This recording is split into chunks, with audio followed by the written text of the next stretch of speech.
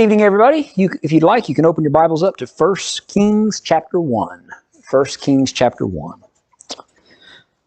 And 1 Kings chapter 1 starts off with the first verse. Now, King David was old, advanced in years, and it gives a description of his old age here, as it describes him as they put covers on him, but he could not get warm.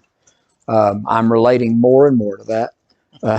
Especially by the middle of this week, I'm sure that I'll really be able to appreciate it.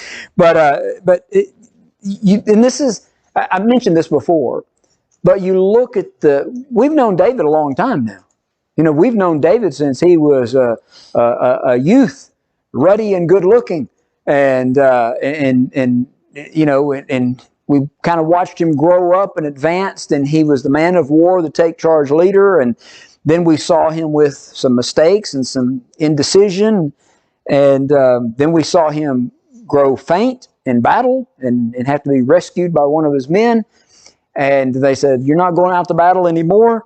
And now we see him advanced in age, and the more difficult days have come upon him.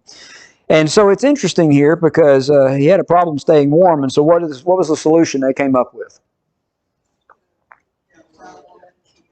Yeah, we'll find someone to keep him warm. And here's what they suggested, verse 2. His servant said, "Let a young woman, a virgin, be sought out for the lord the king, and let her stand before the king, and let her care for him, and let her lie in your bosom, and our lord the king may be warm." And so they sought out for a lovely woman throughout all the territory of Israel, and found Abishag, the Shunammite, and brought her to the king. And the young woman was very lovely, and she cared for the king and served him, but the king did not know her. So David does take her as a wife. And I think probably the significance of that is, would it be appropriate for someone to be doing this if they were not his wife? No. And so she becomes his wife, but did they have a normal husband-wife relationship? Not a sexual relationship in this. And so she cared for him, she served him, and she helped keep him warm, but she didn't bear any children to him. They didn't have any sexual relationship in that. But she is considered the king's wife. The reason why I believe that she's brought up here is she's going to play a part as the story continues to unfold. And the significant part that she's going to play has to do with the fact that she is regarded as the king's wife. And even though she was still a virgin, even when they had been married. You got anything you want to add through verse 4? David is 70 at this point in time. And, that's old, but it's not terribly old. But David's had a hard life. Yeah. You know, he's lived a very rigorous life. And so it's kind of showing itself at this point in time. How many wives did David have? Did he not have multiple wives that could keep him warm? What do you think the idea of bringing in a young woman to lie with them? Yeah, I think there was an idea of revigoration, of trying to instill some energy, some youth back in David, try to bring him back, and doesn't seem to work. But there was that concept, that belief in that day and age that's what this would accomplish. So I think that's what's taking place here on this occasion. There's some men that still think that's the case, unfortunately. Of course, from man's side, hey, that sounds pretty good. But and as Lonnie said, she seems to serve more of the role of a nurse, even though she is a wife and she would be cared for by David and his court. But she seems to be serving more of that role of a nurse in this instance. And so, David being 70, he's at the end of things now. We're seeing the frailty of him at this point in time. And of course, this is going to really open the door for the next story. Yeah. So just in this description of David, how far do you think we are from there being a new king? Not far. Not far. Everybody's able to see. And it's not going to be too many days to we're going to have another king. And now we already know who the next king's going to be. Who is it? Solomon. Why do we know that? God told him that. And Nathan the prophet was involved in that. But maybe we didn't have the inside track in that. We still know that. How do we know? David has already told the leaders, the elders of the nation, encourage my son Solomon because he's going to build the temple. In other words, this is not like secret information that only David knows and only the prophet Nathan knows. This is information that David's already put out there and instructing his leaders, the leaders of the nation, that, you encourage my son Solomon because he's going to be my predecessor. And so that's already been out there. However, there's an ambitious son of David that looks at this and says, I think now's my time. And so Adonijah, verse 5, the son of Haggith, exalted himself, saying, I will be king. And he prepared for himself chariots and horsemen and 50 men to run before him. Does this sound familiar? That's exactly the road that Absalom took. Do you remember who Absalom's mother was? Yes. Yes. This is Absalom's younger brother. And he's just following right in the steps of Absalom in this. You got to imagine that's who he learned it from. Yeah, you would think so. Now, verse 6, this seems to be added and for the purpose of explaining to us why this is the case. Verse 6 says, his father had not rebuked him at any time. Does anybody have a different rendering there of that? Had not displeased him at any time. I think I have the footnote that says had not, let me make sure I've got this right. I think it says not hurt him any time. I got to find my note. Never corrected him, yes. Yeah. Well, I don't know. Pain. That's that. Thank you. I'm glad you found it. I could not find it in it. Never pained him at any time. What do you call a kid who their parents have never pained them at any time? Spoiled. And that's the reason why Adonijah feels like that he can do this. He hasn't been told no many times. And nobody's ever set the boundaries for him on this. So I think this is a inspired commentary on some of David's parenting. David's parenting wasn't always on point. And we saw that when we looked at the way he dealt with Amnon and the way he dealt with Absalom earlier. But now we see another son that is acting out because he had not disciplined. That's an excellent point. That's a really good point. He learned the most important lesson from his brother rather than from his dad. And that was to his detriment. Excellent. I like the way you worded that. David as a man of God, outstanding. David as a king, outstanding. David as a father, horrible. As far as the record we have. Yeah. He's comparable to Eli. Yeah. I think. Yeah. Very, very comparable to Yeah, Eli. that's right. Yeah. That is true. I wonder if you should stretch yourself so thin that you can't be good at everything. And I don't know. We talk about this sometimes. We talk about polygamy. And did God allow polygamy? Yeah. Did God approve of polygamy? Well, he doesn't in the Old Testament come out and just absolutely condemn it. But what arguments would we make that no, God did not really approve of polygamy? There was always problems. We see the wisdom of God was not in this arrangement in this. Well, we know David had a number of wives, not as many as Solomon is going to have, but he had a number of wives. He had a lot of children from these wives. How are you going to devote the time to bringing up your children in the way they should go when you've got one household over here and one household over here and one household over here and one household over here? And so I think we look at this, and this is another example of, yeah, he kind of set himself up for failure in this. And we see that in this.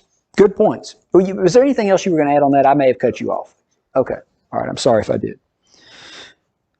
So, the rest of the description here, his father had not rebuked him at any time by saying, why have you done so? He was also very good looking. His mother had bore him after Absalom. So you remember Absalom. That was one of his marks as well. There wasn't a blemish from the sole of his foot to the crown of his head, and people admired him, and they seemed to maybe admire Adonijah as well. So Adonijah conferred with Joab, the son of Zeruiah, and with Abiathar the priest, and they followed and helped him. Now, when his older brother Absalom rebelled against David, did Joab side with Absalom? No. Joab was the one who killed Absalom. Joab was the one who led a third of David's army out into battle. And Abiathar, the priest, did Abiathar side with Absalom? No. Abiathar was faithful to David. You remember Abiathar and Zadok come out with the Ark of the Covenant. God says, no. David said, take it back in Jerusalem. If the Lord approves of me, he'll allow me to see it again. And so, but now you see two of the ones that had been loyal to David through the years defect and support Adonijah on this. Any thoughts as to why that may be the case? I think that's right. But both of these are leaders of God's people. Wouldn't you think that they would have heard David talk about Solomon is going to be? They wanted to choose. I think that's right. They wanted to choose. They know change is about to happen. For whatever reason, they seem to prefer Adonijah over Absalom, and they think, well, if we're going to get our way, this is the time to do it. And so they make this choice. You know, Joab up to this point has always been an opportunist, but Abiathar is that one's a little bit of a head scratcher. Yeah, it is. You know, you could see the writing as far as the tea leaves with Joab. You know, if there was an opportunity for him to gain, he was going to always seize that. But Abiathar seemed to have always been very loyal to David. Yeah. That one's a little bit more of a head scratcher to me. Yeah. They always had good counsel. Yeah. Yeah. So with this, I want you to notice who stays loyal to David here. Remember, you've got two reigning high, they're not reigning, they're two high priests that are serving at the same time. You got Abiathar and Zadok. And they have been, we've not seen any division of any type between them up to this point. But at this point, you notice Zadok remains loyal to David. And Benaiah, who was another one of his chief officers, he remains loyal. And let's see, Nathan, the prophet, he remains loyal. And of course, you would expect Nathan to remain loyal. Why? He's the prophet. He's the prophet, that's right. That's exactly. But you expect the high priest too. And and he doesn't. But what role does Nathan have with Solomon? Nathan was the one who brought to David and Bathsheba the news that God loves this child, and he shall be called Solomon. Nathan is the one that brought the message what his name would be. And we read last time where David, when he's talking to Solomon, he says, the Lord told me that a child would be born to me. I wonder if Nathan wasn't the one that had brought that message as well, because remember, Nathan is the one that's been involved in this whole relationship between him and Bathsheba, with the first child dying and with Solomon being born and coming and naming him. So I would guess that Nathan may have certainly had knowledge of that, may have been the one to present that knowledge to David. He remains loyal to David and to Solomon in this. Who else we have here? Anybody else we need to mention? I think so, yeah. Yeah, I think that's a different Shimei there. But you notice the mighty men who belonged to David, they remained faithful to him. And so those ones that had been in that first, had been with him when Absalom rebelled, those mighty men stayed loyal to him again. So Adonijah now has in many ways more support than his older brother had. And so now with that support, verse 9, he sacrifices sheep and oxen and fatted cattle by the stone of Zeholeth, which was by Enrolo. And he invited all of his brothers, the king's sons, and all of the men of Judah and the king's servants, but he didn't invite who? Nathan, Benaiah, the mighty men, or Solomon. Why would he not invite them? He knows. He knows. And he knows who would be willing to support him in this and who was not going to support him in this. And so this is not ignorance. This is not, well, somebody's got to be king, so I guess I'll go ahead and throw my name in the hat. No, he knows. And so this is rebellion. This is rebellion. And they're going outside of the city. Mm-hmm. You know, this is somewhat, I guess, of a secret feast, sacrifice that's being offered here of co-conspirators. Yes, that's right. That's good. Any thoughts through verse 10? Seems like anytime anyone wants to usurp the throne, they're not bold enough to do it in the city. Yeah. They want to go out and then, all right, gather there. That's right. Yeah. He paraded himself through the city to gain that following, but once he is solidifying it, he takes it outside of the city to do that. So in verse 11, Nathan comes to Bathsheba, Solomon's mother, and he says, "Have you not heard that Adonijah, the son of Haggith, has become king, and David our Lord does not know it?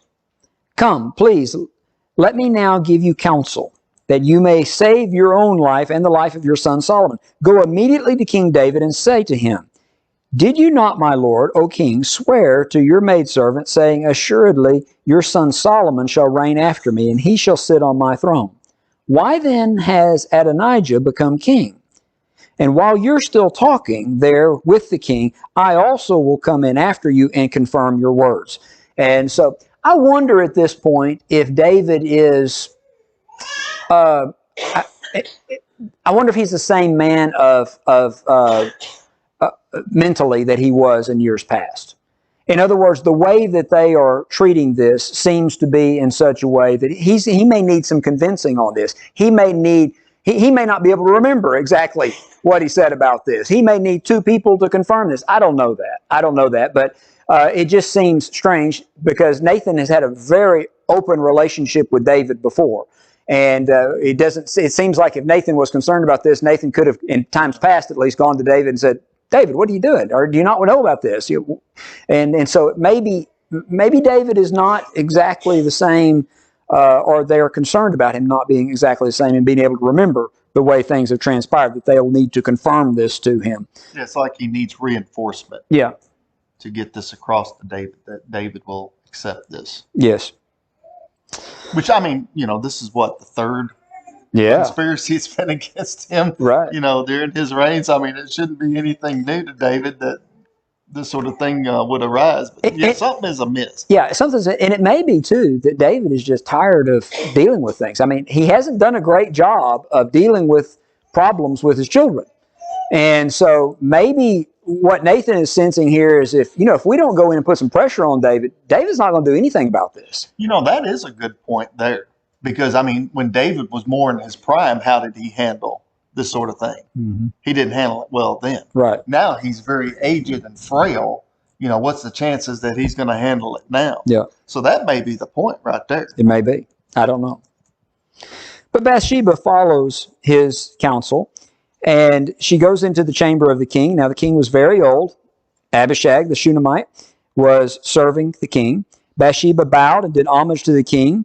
And the king said, "What is your wish?" And she said, "My lord, you swore by my Lord your God to your maidservant, saying, Assuredly Solomon, your son, will reign after me, and he shall sit on my throne. Now look, Adonijah has become king, and now my lord the king, you do not know about it. He has sacrificed oxen and fatted cattle and sheep in abundance, has invited all the sons of the king, Abiathar the priest, and Joab the commander of the army. But Solomon your servant he is not invited. And as for you, my lord, O king, the eyes of all of Israel are on you, that you should tell them who will sit on the throne of my lord the king after him. Otherwise it will happen when my lord the king rests with his fathers, that I and my son Solomon will be counted as offenders." So if everything that she's saying here is accurate, she says, you don't know about this. You're not aware of this, but this is what's taking place. And she also makes the point there that she says, she informs him about Abiathar and Joab, which that would have been a blow to David if he's thinking about this. She says, and everybody in Israel is in limbo right now about what to do. And I'll tell you the reason why they're in limbo. They're in limbo because I think that they probably know David had already told us, or at least told the leaders, that Solomon's going to be king. And now Adonijah is proclaiming himself as king, and nothing's being done about it. So has Confusion with everybody. yeah, is there a change in policy here? Or what are we supposed to do?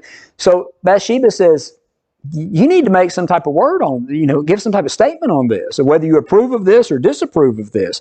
And I'm afraid that if you allow this to go on, it's going to cost your son Solomon and me our lives. And so she has made her spill here with this. Verse 22. While she was still speaking with the king, Nathan the prophet came in. And they told the king, here is Nathan the prophet. And when he came in before the king, he bowed before the king with his face to the ground. And it seems that at this point in time, as he comes in, Bathsheba leaves. Mm-hmm. And it says, and Nathan said, my lord the king, if you said Adonijah shall reign after me, and he shall sit on my throne.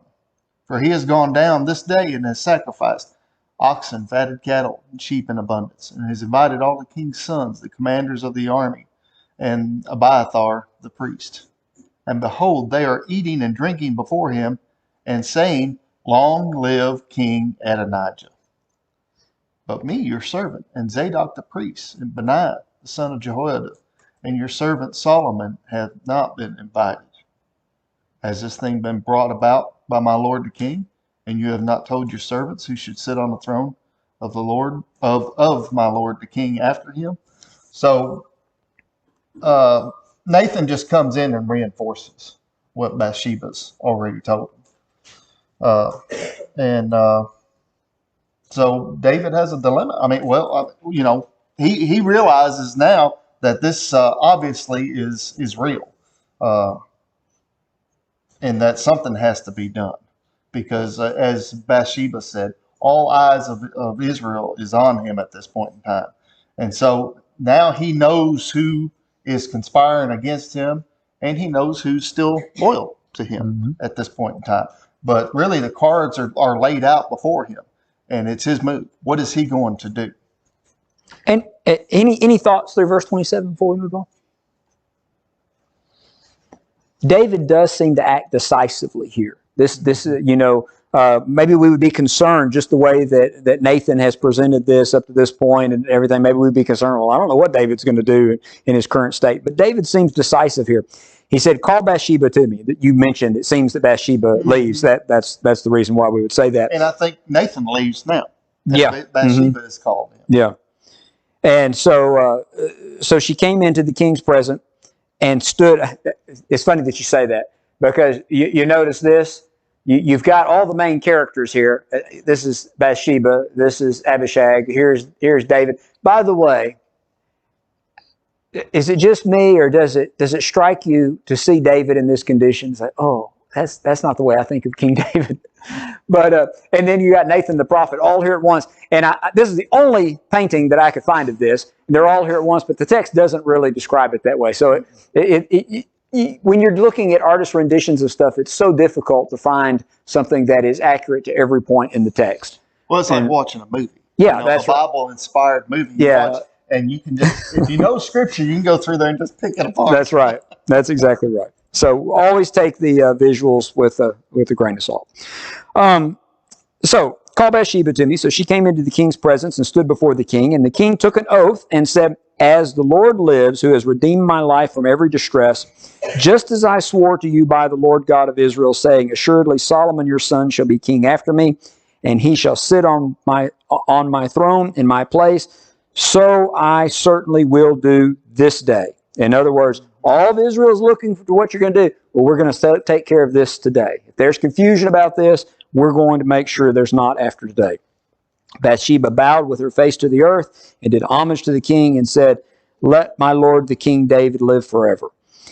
And King David said, call to me Zadok the priest. By the way, that phrase, let the king live forever, or long live the king, or whatever, that was it seems to be a polite way of showing support, that I will be loyal to you as long as you are alive. Because may David live forever. Well, the whole point of setting up Solomon is that David's not going to live forever. And so it's kind of strange to see a comment like that in the context that we're talking about. But it kind of shows what the purpose of that comment was. It was to show loyalty. It almost comes across as, we're not going to just follow Solomon after this. We're going to follow you till you die, and then we're going to follow Solomon. Yeah. That's the good point. But, this is a little bit out of the ordinary, is it not? As far as typically it's, you have a king in waiting, Mm-hmm. but it doesn't really come to play until Till the death. The former king does die. Yeah. Before he's anointed. Yep. But on this occasion, David is enacting Solomon as ruler. Mm-hmm. So David said, call to me Zadok the priest, Nathan the prophet, Benaiah the son of Jehoiada. And so they came before the king. And the king also said to them, take with you my servants with the servants of your Lord, and have Solomon my son ride on my own mule. And we'll see that a number of times. The idea is that if you're riding on the king's horse, you're the king. it's like David signing a document. Yeah, that's right. And this is the display that he's now on the king's horse. He is the king. So ride on my own mule and take him down to Gihon. Gihon is a spring on the east side of Jerusalem, and there was a major fortress and gate there. I don't know exactly why that was the place that this would take place, but it's the place that David chose. Somebody more knowledgeable than me would know why, the significance of that, but I don't. Let Zadok the priest and Nathan the prophet anoint him king over Israel, and blow the horn and say, long live King Solomon. So in other words, public proclamation here. And you shall come up after him, and he shall come and sit on my throne, and he shall be king in my place, for I have appointed him to be ruler over Israel and Judah. Boom. There it is. He has clearly stated and to enact this. And so they do. Benaiah the son of Jehoiada answered the king and said, Amen. That's what this is a good place where we find out what amen means. What he's saying is, let it be so. That's right. And may the Lord God of my Lord the king say it so too.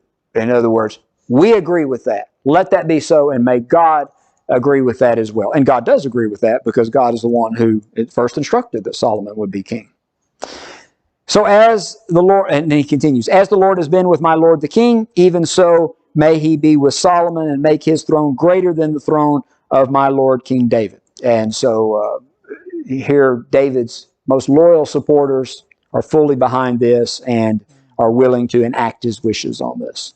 This sounds like this was, music to their ears, as it were, as far as getting this word to prevent this conspiracy from taking hold and going any further. That's right. So verse 38 says, so Zadok the priest, Nathan the prophet, and Benaiah the son of Jehoiada, and the Cherethites and the Pelethites went down and had Solomon ride on King David's mule, and brought him to Gihon. There Zadok the priest took the horn of oil from the tent and anointed Solomon.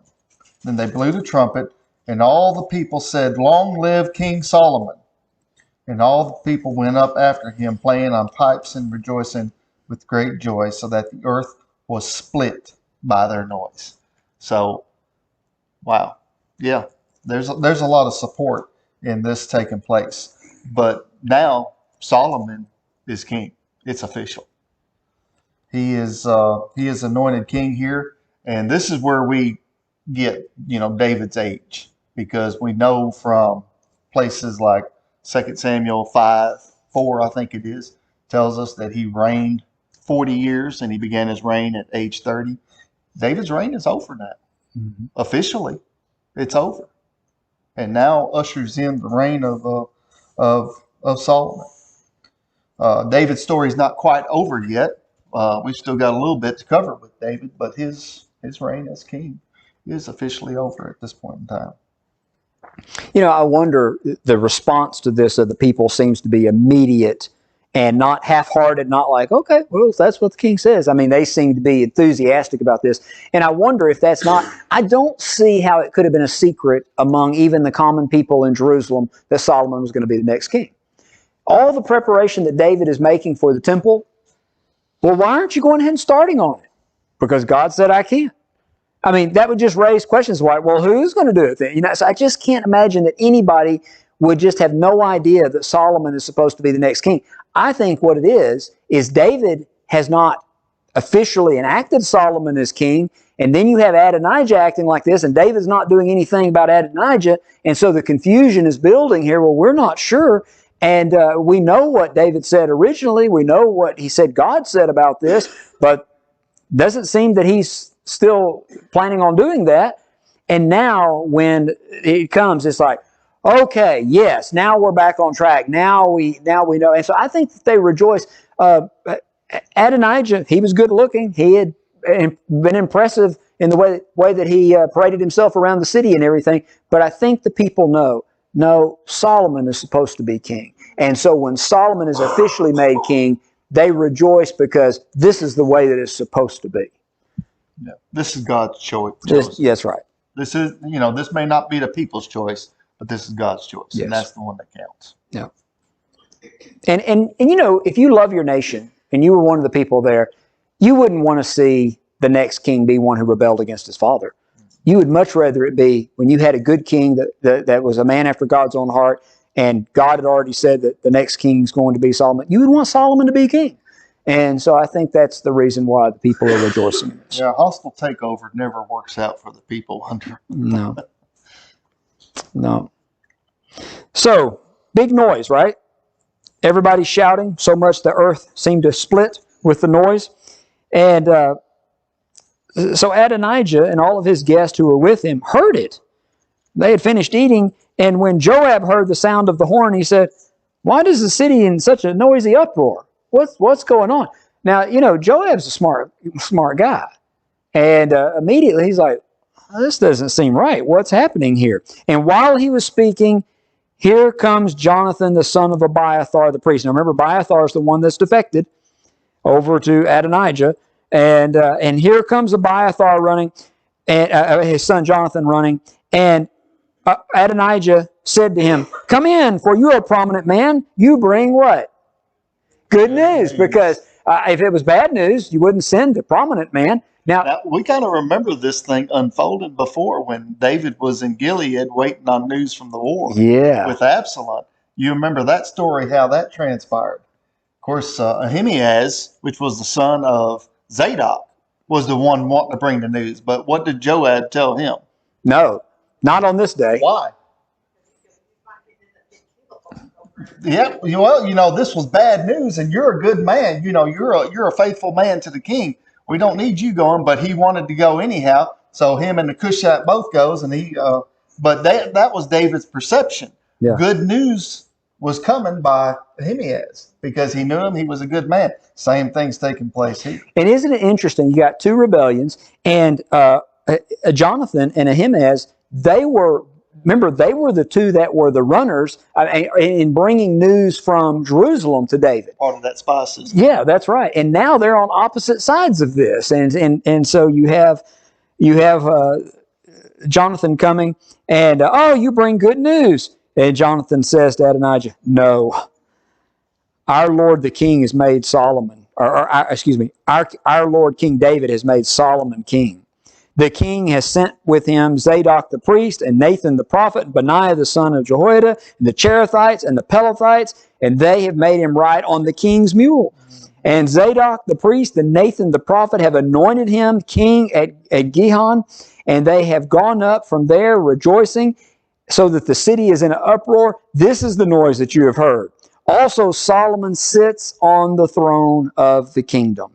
And moreover, the king's servants have gone to bless our Lord King David, saying, May God make the name of Solomon better than your name, and may he make his throne greater than your throne. Then the king bowed himself on his bed. And so the king said thus, Blessed be the God of Israel, who has given me one to sit on my throne this day while my eyes see it. And so, You got to imagine everybody's taking a big gulp right now. Like, oh no. yeah. So we chose our side. We chose Adonijah. And now everything's fallen apart on this because David has been very clear in the most, just in the clearest way possible, that no, my choice is Solomon. And the Cherethites and the Pelethites, these were the secret service. They're there to protect him. He's sitting on the throne. The people are rejoicing over this. So what are you going to do at this point? How are you going to overcome this if you're trying to... It's over. It's over. And everybody realizes it's over. So all of these people that had come and gathered around Adonijah and are feasting and rejoicing and saying, Long live King Adonijah, da, da, da, da. They hear this and what do? and here's Adonijah, oh, you're a good man. You bring good news. No. And within just seconds, all of his support. They all flush like a covey of quail. And he's there thinking, what am I going to do? Because he's gone too far now. He can't explain this away. And yet he has no support to be able to try to carry forth with it. He's in trouble, and he knows it. Not only is the conspiracy dead, but how does Adonijah, Joab, Abiathar, how do they view their own personal position now? Yeah. It's not good. It's not good. It's the folly of choosing the wrong side. Yeah. So Adonijah, verse 50, was afraid of Solomon. So he arose and he went and he took hold of the horns of the altar. Now, I would assume this could be the horns of the altar there on Mount Moriah, where Ornan's threshing floor was, that David had built. But there was also an altar outside the tabernacle, the tent that David had built for the Ark of the Covenant in Jerusalem. And I take it that would probably be the one, but I don't know. I've not read anything that would give any indication of which altar it may be under consideration here. But this horns of the altar, what it would represent, why would he grab on to the horns of the altar? So we're going to see this a number of times throughout Scripture, where different ones grab onto the horns of the altar. So the idea, there may be more to it than what I understand, but the idea, so the horns of the altar, you had an altar, usually square, would come up, and on each corner would be a horn that would come up. And you remember, this is where the priests were to put the blood, to smear the blood of the sacrifices that were on there.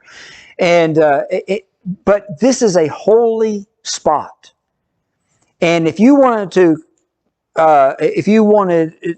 profane this spot, then you would put something dead that was not clean there. That's how you would defile an area. So the idea was, I'm going to go and hold on to this because nobody would kill me here because it would desecrate this holy place. So I'm safe here because they wouldn't want to kill me here and mess up the altar and the sacrifices that could be offered there. So you're going to see a number of times where people run to the altar and hold on to the altar. Do you remember, come on, Lonnie, Jezebel's daughter? Athaliah. Lonnie is old, advanced in years. Athaliah runs and tries to do that. And what they do is they just drag her off and take her out and kill her. It's like, no, that's not going to work. Well, we're going to see Joab too. That's right. Attempt to do it as well. That's not going to work out well. That's exactly right. So we do see a number attempt that, and so he does so. And basically, it's a plea for his life. Seeking mercy. It's seeking mercy, and it's also the idea of some type of protection. You wouldn't kill me here, but and there's pleading for this. Any thoughts? All right. And verse 51, and so it was told Solomon, told Solomon, because Solomon's the reigning king now, saying, Indeed, Adonijah is afraid of King Solomon, and look, he's taken hold of the horns of the altar, saying, Let King Solomon swear to me this day that he will not put his servant to death with the sword. And I love Solomon's answer here. Solomon says, If he proves himself a worthy man, not one hair of him shall fall to the earth. But if wickedness is found in him, he shall die. Now see, David had made some statements earlier with some that I think David probably regrets that he made in sparing people's lives. Mhm. Do you remember when was it Shimei who was cursing David and throwing stones? And on that, when he comes and he says, don't take that to heart. I wasn't thinking clearly that day. And that was a time where David wanted peace. He didn't want any bloodshed on that day. And so he swore to him that he would not harm him. He would not kill him. But David knew he deserved to die. And we'll see in just a little bit, he's going to instruct Solomon, don't let him live. And Solomon's going to handle that situation much like he's handling this one. Yep. He's going to give Shimei an opportunity to prove himself. Yep. But But Shimei will not. and I think I think Solomon's answer here is kind of the answer that David wishes he would have given on that day. Okay, I'm not going to put you to death. You prove yourself an honorable man, and that'll be okay. But if not, but what he did is he just gave a blank statement, I will not harm you. I will not harm you. And I think he regretted that later. So he's going to tell Solomon, I can't because I gave my word, but he needs to be put to death. But Solomon here, prove yourself a worthy man. I won't touch one hair of your head. But if you're wicked, you shall die. And so King Solomon sent to bring him down from the altar, and he came and fell down before King Solomon, and Solomon said to him, go to your house. So Solomon doesn't kill him. But he gives him a chance, and now everybody knows. By the way, if you were still a supporter of Adonijah, you see Adonijah bowing at the feet and begging for mercy at Solomon. It's like, okay, yeah, Solomon is our king. He's the man. He's the man. He's the man. Yeah. All right, thoughts, comments, questions?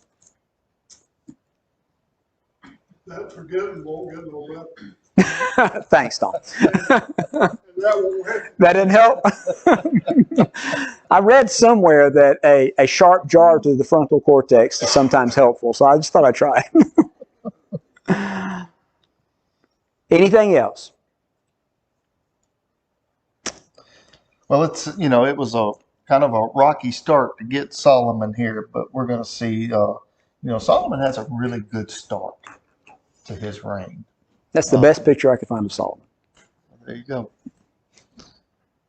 We see it on this occasion with how he handles his half brother, but even in the coming classes, he's gonna start out really well. Yeah. And you had spoke of this before. David probably spent more time with Solomon than he did any of his sons, and that's a guess. But just looking at the wisdom that Solomon already has before he asked God of that miraculous wisdom to help him guide a nation, because he viewed himself as a child trying to lead Israel. But David seems to have spent more time with Solomon up to this point in preparing him for leading Israel, and especially in building of the Lord's temple. Yeah. So Proverbs. The Proverbs were written by a number of different people, but the first few chapters are by Solomon. And Solomon talks about the idea, I'm trying to find where it says, when I was a tender youth, the son of my father, he instructed me in wisdom. Yeah, okay, here it is in chapter 4.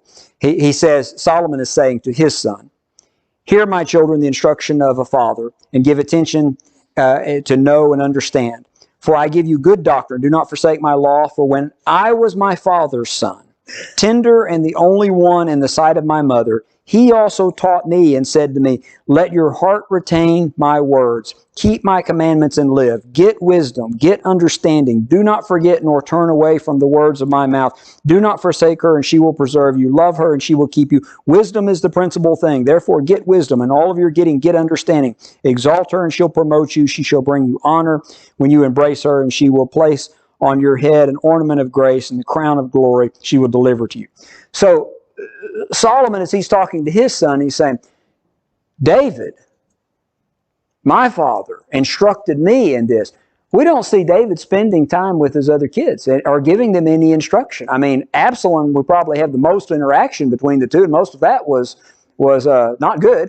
And we do see a conversation with David saying to Solomon, you're going to build this temple and be strong in this. And we'll see more conversations after this. But Solomon looks back on that and he says, when I was a child, my dad spent time with me, instructing me to be wise.